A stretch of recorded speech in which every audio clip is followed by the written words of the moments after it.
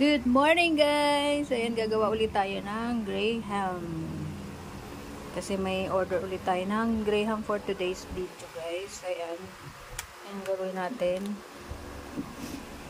Naubos na yung ginawa natin kahapon. So ngayon, bago na naman tong ating gagawin. Ayan. Mga ingredients natin, ayan.